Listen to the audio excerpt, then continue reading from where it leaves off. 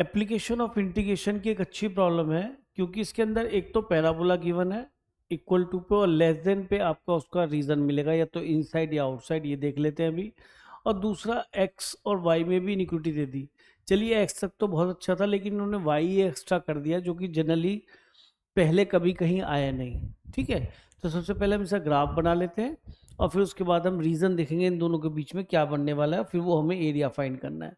तो ठीक है, हमने यहाँ पे एक वाई एक्सिस ड्रॉ कर लिया, एक्स एक्सिस ड्रॉ कर लिया, और हमने सबसे पहले पैराबोला ड्रॉ करा। पैराबोला क्या बनेगा, देखिए ध्यान से, वाई स्क्वायर इक्वल 4ax है, तो इक्वल टू पे तो ये बाउंड्री आपको नजर आ जाएगी इक्वल टू पे, इसमें तो कोई प्रॉब्लम मेरे ख्याल में होगी नहीं।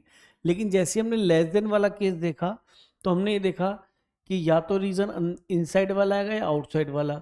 तो यहाँ पे हमने इनसाइड कोई भी एक पॉइंट लेट कर लिया एक्स एक्सिस पे, क्यों कंफर्म है कि एक्स एक्सिस पॉइंट 1,0 होगा, तो 1,0 यहाँ पुट करके देख लेते हैं।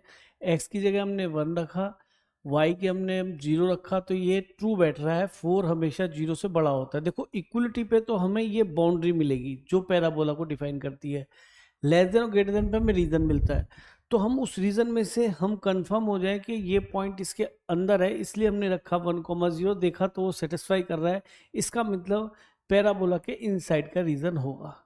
ये हमने हल्के से एरो लगा लिए ताकि हम समझ जाएं कि पैराबोला के अंदर रहेगा, बाहर वाला रीजन यहाँ से हट गया। X is less than 4, less than 4 का मतलब हम 1 2 3 और 4 इस तरह से ले लेते हैं और एक वर्टिकल लाइन ड्रॉ कर देते हैं। और यहाँ पे हमने ये देखा कि ये वाला रीजन आने वाला है, पैराबोला का थोड़ा सा एक्सटेंड कर लेते हैं, और ये हमें कट हो गया, ये एक्स इक्वल टू 4,0 पॉइंट होगा, ये हमारा एक्स इक्वल टू 4 पे आ गई, एक्स इक्वल टू 4 लाइन है। ये इक्वल टू नहीं बता रही, तो यानी कि इस लाइन का एरिया वैसी लाइन का एरिया होता भी नहीं। हाँ, लेस देन 4 का मीनिंग ये भी कंफर्म हो गया कि हमें लेस देन 4 हमेशा इधर की तरफ मिलेगा, यानी कि रीजन अब इन दो जगह पे रह गया, उधर की तरफ भी नहीं, केवल पैराबोला और लाइन के बीच का रह गया। अभी कुछ आगे कहानी दे रखी है, तो ध्यान से देखो कि इसमें सॉल्व करने में थोड़ी प्रॉब्लम इस वजह से आएगी कि एक्स के साथ साथ वाई भी इन्होंने दिया। तो y की तरफ से क्रिटिकल पॉइंट की बात करें, तो y अगर 0 होगा तो ये 0 बन जाए इक्वल टू, लेकिन अगर y ग्रेटर देन 0 हो तो पॉजिटिव रहेगा ये पूरा y की तरफ से, और y अगर लेस देन 0 हो तो नेगेटिव रहेगा, यानी कि y 0 इसका क्रिटिकल पॉइंट बनाता है। 0 एक पॉइंट है जहाँ पर y जब 0 बनेगा तो वहाँ से नेचर ऑफ y का साइन बार बार चेंज होगा। तो इसलिए y को एक बार हम केस 1 आउट बना लेते हैं y के लिए, जब y ग्रेटर देन 0 है, और फिर हम इनिक्विटी को देख के चलते हैं, है ना। तो अब हमारे लिए केवल x के साथ खेलना रह गया, और ये बहुत बड़ा टास्क हमारे लिए होता नहीं, क्योंकि इस टाइप की इनिक्विटीज तो हम बहुत सारी सॉल्व करते हैं। ये ग्रेटर देन 0 है, अच्छा y ग्रेटर देन 0 है, तो मैंने y से डिवाइड कर लिया, जब मैं y से इधर डिवाइड करूँगा y कैंसिल होगा, यहाँ 0.y 0 बनाएगा, और इनिक्वेशन का साइन चेंज नहीं होगा since y is taken as positive number. तो अब नंबर लाइन पे आए हम, और यहाँ पे हमने क्रिटिकल पॉइंट लिख लिए 0, अच्छा 3 इसमें इंक्लूड नहीं होगा, 4 यहाँ से इंक्लूड नहीं, कुल मिला के तीनों 4 इंक्लूड नहीं होगा, तो 0 इसकी तरफ से 1 क्रिटिकल पॉइंट है, यहाँ से 2, यहाँ से 3 और आगे से 4।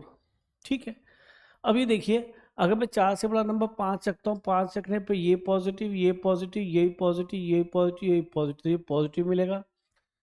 3 और 4 के बीच में 3.5 रखता हूँ तो पॉजिटिव पॉजिटिव पॉजिटिव, ये भी पॉजिटिव, लेकिन ये नेगेटिव हो जाएगा, इसलिए नेगेटिव हो जाएगा।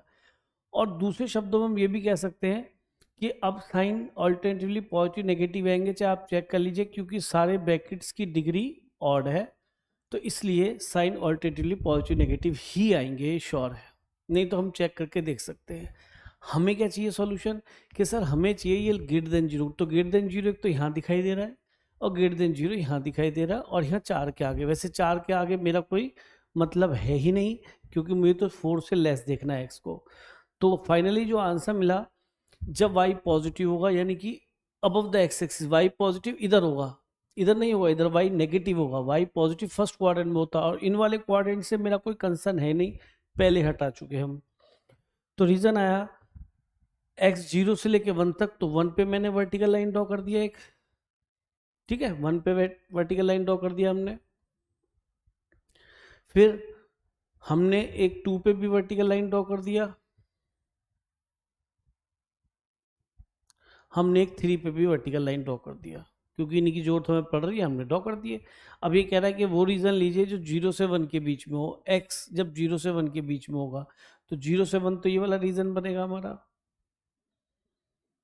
उसके बाद 2 से 3, 2 से 3 हमारा ये 1 है, ये 2 है, ये 3 है, 2 से 3 ये वाला रीजन बनेगा, है ना।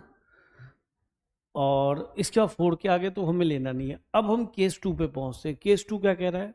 केस 2 ये कह रहा है कि if y is less than 0, y अगर लेस देन 0 है और वो क्रिटिकल पॉइंट वही आएंगे 0, 1, 2, 3 एंड 4। अब मैंने कह रहा कि y लेस देन 0 होगा और मैं y से डिवाइड करूंगा तो ये इनइक्वेशन साइन बेटा रिवर्स हो जाएगा और क्रिटिकल पॉइंट वही 1, 2, 3, 4 है। अब मैं फिर से रखूंगा, अगर मैं 4 से बड़ा नंबर रखूंगा जैसे कि 5 लेता हूँ तो positive positive positive positive positive, ये पॉजिटिव मिलेगा। 3.5 पे वही ये नेगेटिव हो जाएगा, ये पॉजिटिव, यानी साइन पे तो कोई फर्क नहीं पड़ेगा। लेकिन मुझे कौन सा लेना है? ये पूरा जितना भी सब कुछ है लेस देन 0, तो लेस देन 0 मतलब नेगेटिव, तो यहाँ पे आ जाएंगे बेटा हम। अच्छा 0 से पीछे हम मुझे नहीं जाना, फिर 1 से 2, लेकिन y नेगेटिव है। 1 से 2 और y नेगेटिव, सारे वो x लेने जो x 1 से 2 रहे। देखो यहाँ पे कोई भी पॉइंट लो, आप x को 1.5 लेंगे y नेगेटिव तो वो यहाँ आएगा, x को 1.9 लेंगे y नेगेटिव वो यहाँ आएगा। इसका मीनिंग जो एरिया रीजन मिला वो ये मिला। भाई ध्यान समझो, x 1 से 2 ऊपर भी है नीचे भी, लेकिन y नेगेटिव रखना है। तो ये वो सारे पॉइंट्स है जहाँ पर x तो 1 से 2 ही रहेगा। किसी भी पॉइंट कोऑर्डिनेट निकालिए आप, x 1 से 2 के बीच में आएगा, y नेगेटिव आएगा। आगे चलते हैं 3 से 4, 3 से 4 का मतलब यहाँ पर x 3 से 4 रहेगा लेकिन y क्या रहेगा? नेगेटिव रहेगा। जो एरिया फाइंड करना है वो जो शेडेड रीजन आ चुका वह है।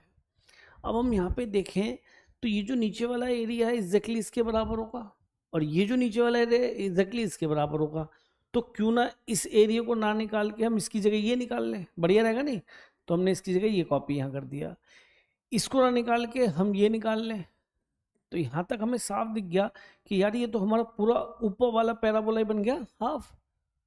तो ये तो अपना बेसिक क्वेश्चन बन गया कि 0 से 4 तक इसे इंटीग्रेट करें और क्योंकि कर्व हम y ये वाला कर्व ले लेंगे तो under the curve between the x axis 0 to 4 integrate कर दीजिए y dx, तो क्वेश्चन ही खत्म हो जाएगा। तो हमने 0 से लेके 4 तक हमने इसको इंटीग्रेट करा y dx, और y हमारा किसका काम कर रहा है बेटा? ये y कर्व कौन सा है? पैराबोला का। तो 0 से 4 यहाँ से y की वैल्यू कितनी आएगी? 2√x, और ये कितना बन जाएगा बेटा? 2x to the power 3/2 upon 3/2, limit आ जाएगी 0 to 4। तो ये हो गया बेटा 4/3, और 4 रखेंगे तो 2 का स्क्वायर, 2 कैंसिल हो जाएगा तो ये 8 मिल जाएगा। अपर माइनस लोअर, माइनस लोअर तो 0 ही है, तो ये आपका 32/3 आ जाएगा।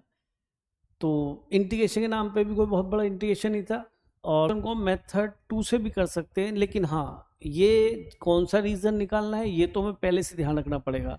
लेकिन उसके बाद शॉर्टकट हमारे पास होता है, आपने कई बार यूज़ भी किया होगा, नहीं किया तो यहाँ देख लीजिए। ये जो रेक्टेंगल बनता है, इस रेक्टेंगल का आप एरिया निकाल लीजिए। इस रेक्टेंगल के एरिया का 2/3 होता है, ये जो रेक्टेंगल बनता है इस एरिया का 2/3 होता है ये जो पैराबोला और एक्स एक्सिस के बीच में एरिया आता है।